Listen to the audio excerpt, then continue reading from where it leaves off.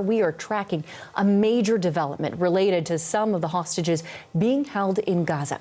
2 Americans have been freed, and we are expecting to hear more from the U.S. State Department. Senior correspondent Susan Ormiston is part of the CBC News team on the ground in Israel. She's in Jerusalem. Susan, what more can you tell us about the release of these hostages from Hamas? Yes, this news broke early in the evening, Israeli time, that these 2 hostages seized by Hamas nearly 2 weeks ago, kidnapped and taken back into Gaza, have been released. It's Judith and Natalie Raanan. They are 2 women, a mother and daughter from Chicago. The daughter's 18 years old. We're told that they are in Israel, that they crossed out of Gaza earlier this evening. And a lot of the details of why they were released, how they were crossed back into Egypt and then Israel, and the condition of the 2 hostages is not at all clear right now. Hamas, the militant group that seized them, said that they were releasing them because of humanitarian grounds. Some consideration that perhaps the mother is in poor health, perhaps injured. We don't have details confirmed about that, but it is clear they are safe. They are back in Israeli territory.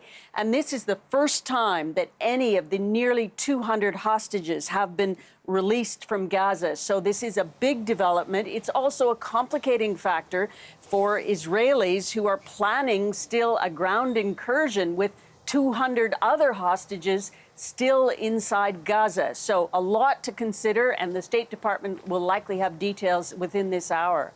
And Susan, we are also hearing at this point conflicting reports about the Rafah border crossing.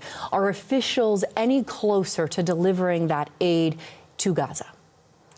Natalie, I've lost connection with you, so if you are asking me a second question, I'll just talk about the other development today that we've been monitoring, and that is the Rafah crossing in Egypt. There was a lot of hope, actually, today that crossing would open up for aid delivery to go into Gaza. In fact, the UN Secretary General Antonio Guterres flew there this morning, hoping that his presence there would pressure the negotiations to come to a conclusion and open those gates. That failed. Still, intense negotiations going on. There are hundreds of trucks waiting on the Egyptian side, full of aid, that's water, food, and medicine, but none of them have been able to cross into that Gaza, into southern Gaza.